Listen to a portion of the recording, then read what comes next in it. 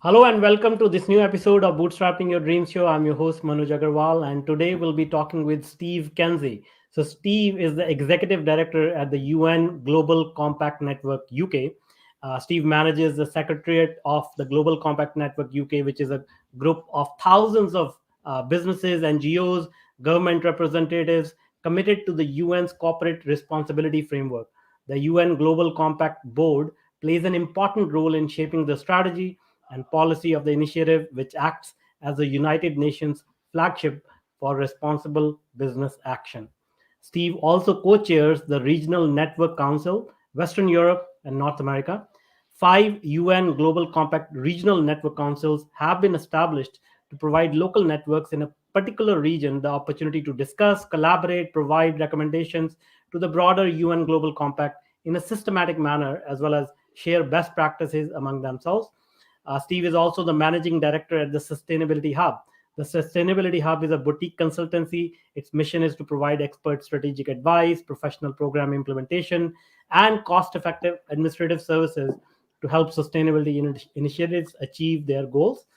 Steve has multiple decades of expertise in corporate social responsibility, sustainable development, sustainable business, fundraising, partnerships, and governance. Welcome, Steve. Hi, Manoj. Thanks for having me. Awesome. So, before we get into the good work that you're doing, let's get to know you a little bit. Can you tell us a little bit about your career journey and how you got involved in such high impact initiatives? Well, long. I always get this wrong because I never know quite how much detail to throw out there. So, but it's been a long journey because I certainly I didn't never really have a vision that this is where I'd be, till fairly late on. Um, so maybe my undergrad degree was in business, and I come from a family of retailers, and so that really seemed to be the way I was going. I got a Bachelor of Commerce at the University of British Columbia, Ah, and so I had a very nice time there. I'm born in Canada, but born in Ontario, in Southern Ontario. mhm. Um, and when I finished at UBC, I got a graduate job at the Hudson's Bay Company, which I see. I was see. then Yeah, yeah, the yeah. largest retailer in Absolutely. Canada. And I did that for a few Absolutely. years, and but wasn't quite loving that corporate existence, and I quit, and I went traveling, and I rode my bike around Europe, and I was away for a couple of years actually. I traveled, I rode my bike, I hitchhiked, I worked at various jobs, but in my travels I got this idea for a business, and to be fair, it was a business that was very successful, small business in Vancouver called Cheapskates, and I suspect many of your listeners might be. If anybody that's been to Vancouver is probably familiar with it on Mhm. Yeah. Dunbar Street.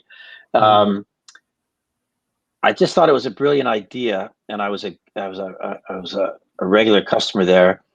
Um, but I also had some ideas that I thought we could make it better, and I found myself um, at loose ends after all this traveling, and I ended up in North Bay, Ontario, where my parents, in all the intervening time, had moved, and I actually thought it was an idea of something for my dad to do in his retirement, and so we started this business, and we actually just ripped off the name and everything, and we called it Cheapskates, Mhm. um, and we started it as a secondhand sporting goods retail I shop, see. I see. and I literally started it with a few $1,000s, next to nothing, enough to buy a cheap old computer and a sign to put up on the building.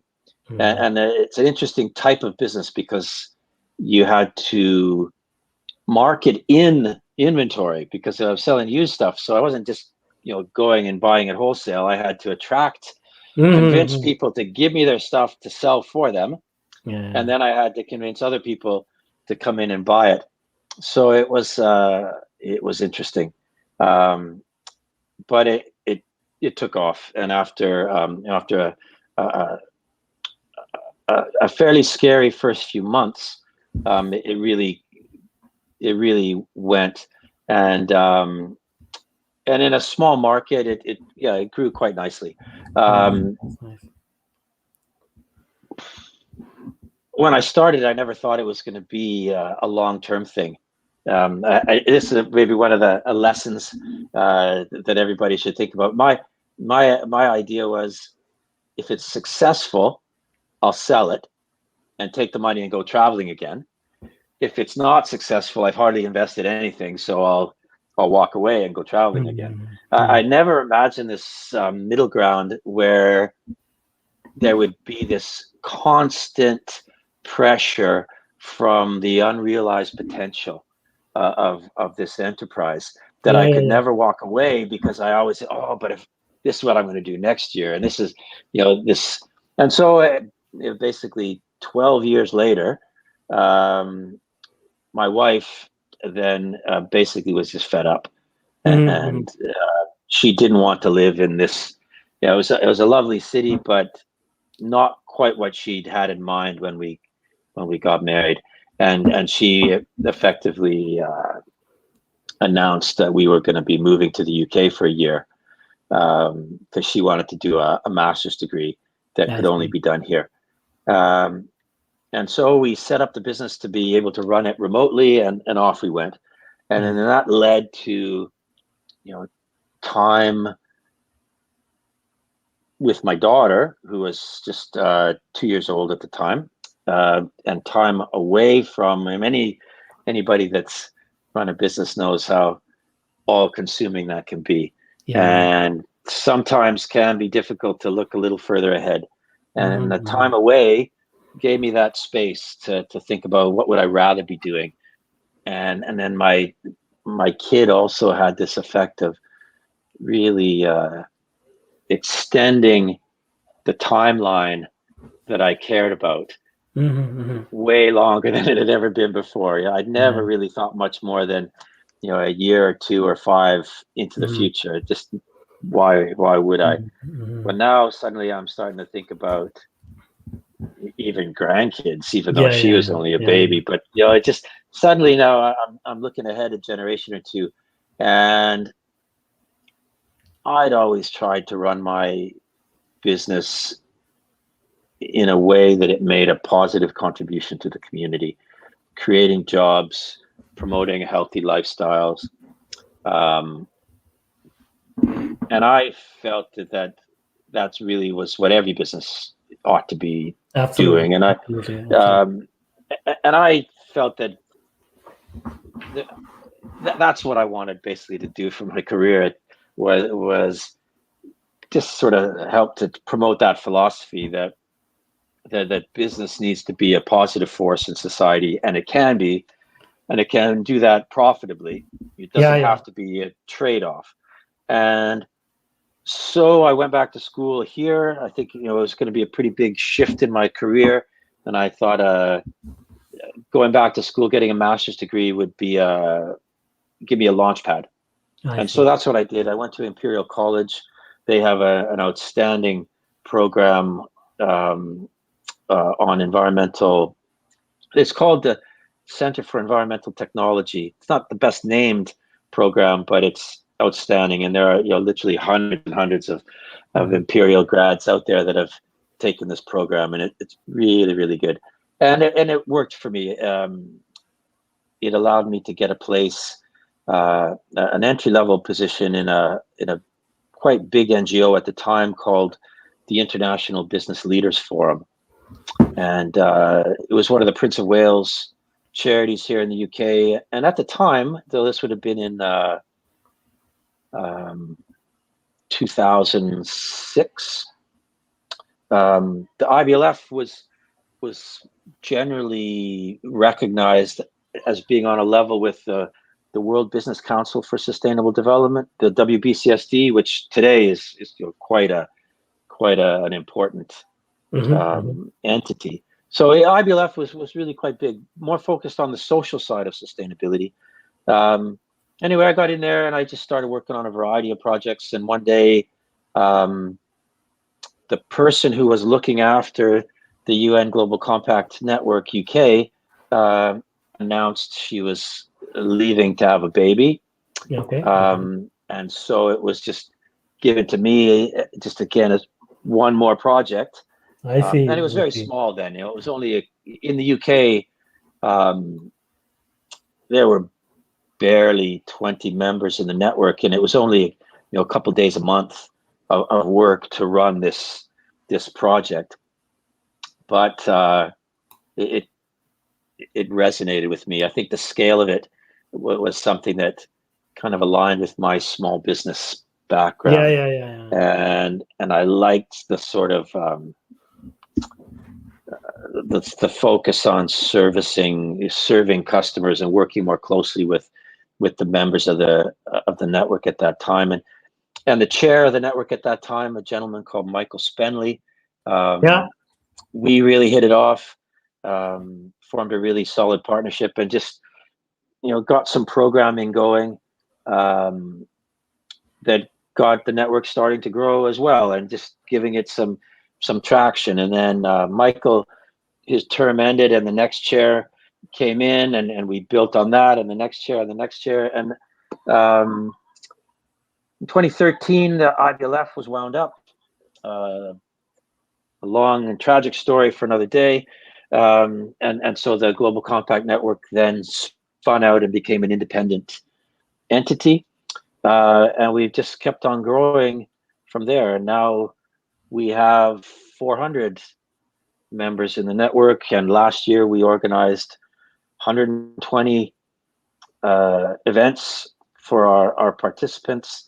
And from me, a couple of days a month, now we are 20 full-time staff, delivering a program, and I couldn't be happier that it's worked out, that it's just so well aligned with that ambition that I had way back when I started this switch, because I was by no means a certainty that it was gonna end up here when I started doing that master's. That's awesome.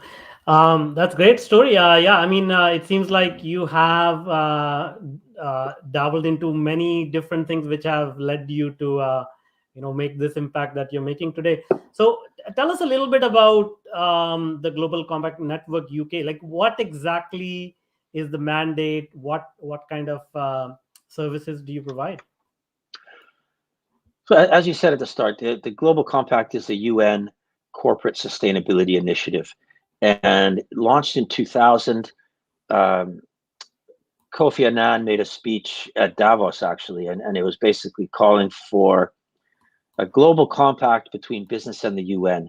And it was built out on the premise that there were universal values that we could fairly expect business to adhere to anywhere in the world. And this, of course, 2000, we're coming out of the sort of the horrors of the globalization in the 90s, where it was a bit Yeah, too yeah, much of a race to the bottom, with companies just looking for cheaper production costs, and not necessarily giving due consideration. One set of workers' rights for their employees in Europe, and a very different set of rights for the people working for their subcontractors yeah, yeah. in China or elsewhere. So the idea here was there are universal values, and we know this because we have UN treaties in the areas of human rights and environment and labor standards and anti-corruption. And so the Global Compact draws 10 principles from UN treaties in these areas, and we're basically saying these are principles that are universal, I because see. I just see. about every country in the world has ratified these treaties. And so we can go anywhere, Yeah, and yeah, we can say, when somebody wants to push back and say, this is the way we do business here, with our principles, we could, these are universal. Your country has signed up to these principles just as much as mine has. This is the way we're going to do business here. And we think it's a tremendously powerful tool for a multinational company that is doing business in challenging markets, but wants to have a universal standard in the way they operate, be that on environment or on labor rights or on yeah, yeah, yeah. human. And so That's the kernel. That's what's sitting as our foundation. 40 companies signed up in 2000. Um, there are over 14,000 now. And along the way, it was quickly apparent that you just can't provide meaningful support to companies that are scattered all around the world from UN headquarters in New York. If we want to see these principles actually translated into practical change in the way businesses operate, we need to be engaging with them much more closer to home. And so starting in around 2003, companies that had signed up to the Global Compact just started coming together organically, just getting in touch with one another to say, hey, what are you doing? How are you doing this? And talking to one another. And so that gradually got formalized into local networks that have a bit more of a formal mandate. And now there are 70 local networks around the world. So most of the major, just about every country in Europe, in Latin America, North America, most of Asia, coverage in Africa, not quite so good, but coming.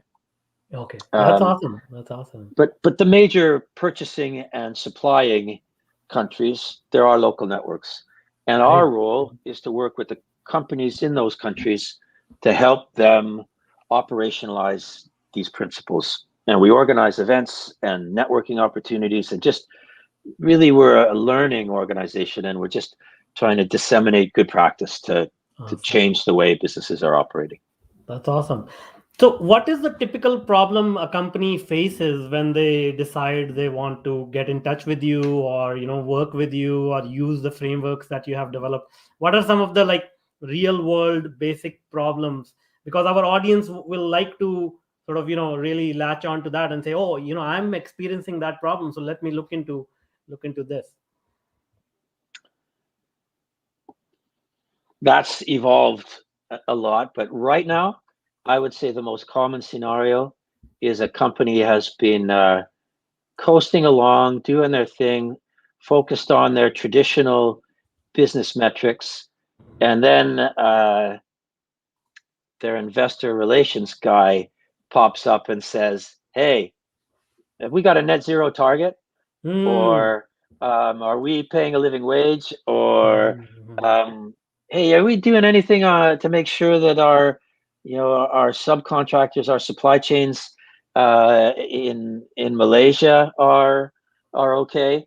And then, oh, well, yeah. And if you're answering no to any of those questions now, that's going to be a big red flag, because we've seen an extraordinary uptake of the ESG, environmental, social governance considerations in the investment community.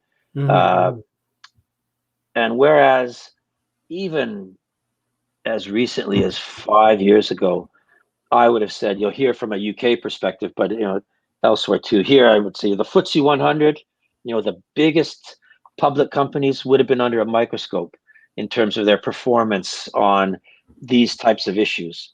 But everybody else was getting pretty much a free ride. And there would be some companies that would have recognized that there was business value in this, that they were aligning their brand with being a more sustainable brand, and they were leveraging it in that way. But they were choosing to do that. There wasn't a ton of pressure on companies to step up.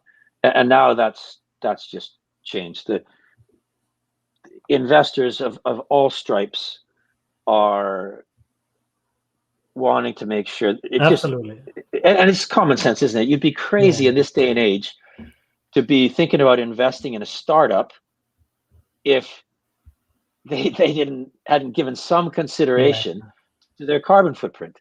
That would be really negligent of any investor, with the likelihood of a carbon tax being imposed within the next decade. So these are questions that weren't being asked before. Now they are. We offer a tremendously cost-effective way to start to deal with those problems. It's a great way to learn from peers, to get access to all sorts of free resources that can help a company on its journey. Our focus here in the UK in particular, very much on practical action. Our network is primarily made up of people at a practitioner level. So as opposed, it's not a CEO forum in the UK network, it's a practitioner forum. And so we work with sustainability directors and managers that actually have to make the change happen in their company. And so they're looking at how do I convince senior management that we need to do this? And then, how do I actually do it? And those are the kind of questions that we're looking to answer. Absolutely. That's amazing. Yeah, I mean, sustainability has been, especially, I will say, in the last 2-3 years, I'm hearing more and more concern about sustainability. Every new solution, every new project that we talk about, sustainability is right at the top. And it's great that you mentioned that you're talking with practitioners, because what I find is in these areas there's a lot of talk, but without action nothing is actually going to get done. And people tend to argue, not much is being done already. Like, we are not meeting the targets, we are not like doing enough. In your opinion, because you have a very close window to actually what is happening on the ground, in your opinion, are we doing enough? What kind of things can we be, like, let's say it's a small company startup, as you mentioned. In many cases small companies cannot even like figure out their own strategy, let alone thinking about sustainability. So what are your views, or maybe any guidance guidelines you can share with the community, so that they can start to think about implementing these in their companies as well? Well, I think it's we're getting into license to operate territory with these issues now. It's really, I think, very naive for any business to think it's optional or a nice to have type of thing, and a number of factors there. I mean, we're not yet seeing consumers driving this. Some are, but it's quite generational. And we've seen lots of research to support that millennials, Gen Z, and so on are very passionate about sustainability, and are going to, their purchasing is going to be influenced by that. So there's clearly long term. This is a direction of travel from a purely sales marketing perspective. That's where the market is going. In the shorter term, even, investors are there now. They're not. In many respects, they're looking at performance on these issues as a proxy for performance on everything else. You can get your balance sheet and your P&L looking pretty shiny if you've got a good accountant. But having a good story about your carbon footprint, if you've also got all of these other things in order, it just demonstrates an attention to detail, an understanding of the risks and opportunities that your business is facing, that I think instills a degree of confidence in investors, in prospective employees, in regulators, in customers. So I think it's true. It was something you could get a free pass on before. That just isn't the case anymore. UK government out of COP26, the plan is that all public companies are going to need to have a net zero plan.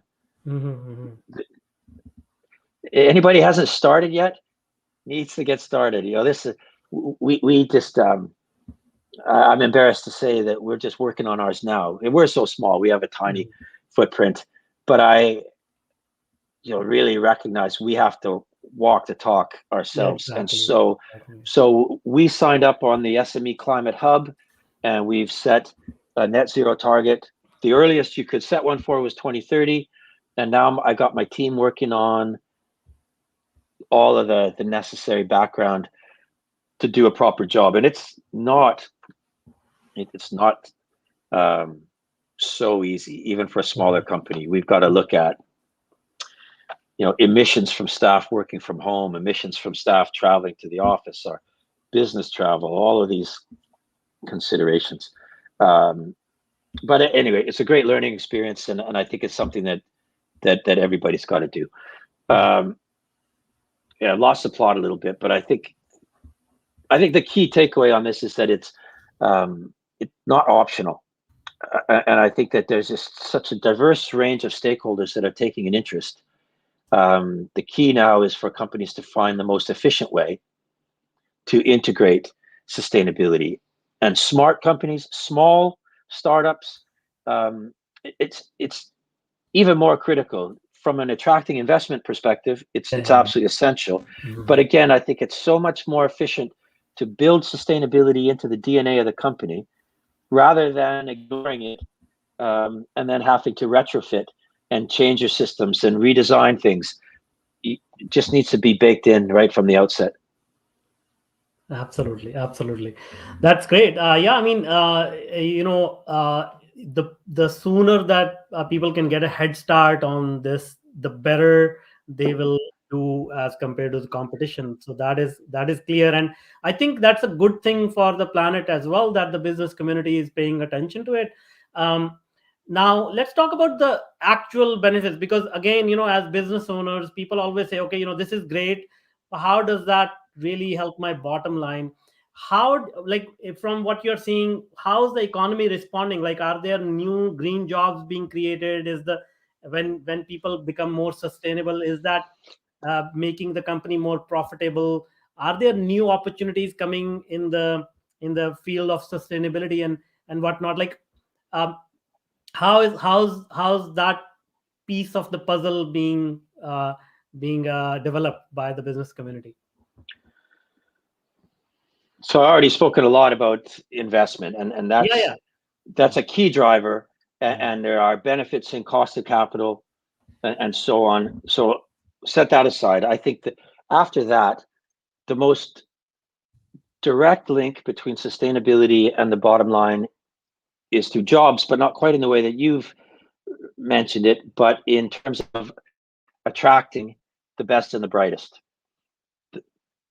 Most businesses now, it's down to people, and the competition for the best talent is huge, and the best talent can choose where they want to work. And the reality is, right now, the best talent want to work somewhere that's having a positive impact on the world. Absolutely. Nobody aspires to making some rich guy richer. It just isn't that exciting. So everybody wants to get, everybody wants to do well for themselves, but most people want to also get a bit of satisfaction from the work they're doing. They want to feel they're making the world a better place. They want to work for a company that they can be proud of. They don't want to have to be embarrassed at a party saying, "Where do you work?" Yeah. So, I mean, this isn't rocket science at all. I think anybody can see the difference between hiring somebody who's in the top 10 percentile of a graduating class versus somebody in the bottom 30. And that's a long-term impact on your business, your ability to bring in and attract the best and the brightest. So that, to me, is an absolute, that alone is enough to justify and pay for any investment in making your business more sustainable. But the market is growing, as I said earlier. The younger generations care about this stuff, and you can't fake it. You can't just suddenly, turn on a dime. Nobody's going to all of a sudden start thinking, that Exxon is green, no matter how many wind turbines or how much they might spend on marketing. It takes some paying of dues, and so companies need to get started. It needs to be genuine, it needs to be credible, and then they can start building it into their marketing, and they can start attracting that new business. Absolutely. The Sustainable Development Goals set out a roadmap to transform society by 2030. Mm. And when they were created, it was a huge undertaking of the UN, and Mm. the driving thing was this idea of the future we want. Yeah, yeah, And yeah. these goals define that future. And when you talk about it, transforming society, that's where money is made, isn't it? When you're changing, Yeah, yeah, yeah, that yeah. means where something old is being replaced by something new. If you can Mm. anticipate, where this transformation is taking us and get on the front of that wave and be the one that's designing those new products and new services, well, there's a fortune to be made. Absolutely. And a lot of work has been done lately around redefining capitalism and the role of the corporation. And the British Academy done fantastic work on this. And I'll paraphrase because I probably won't get it exactly right, but the gist of it is that companies should be making their money from solving the world's problems, not by making them worse. Yeah, yeah. No, It's pretty that's a very obvious, good isn't point. it? Yeah, yeah.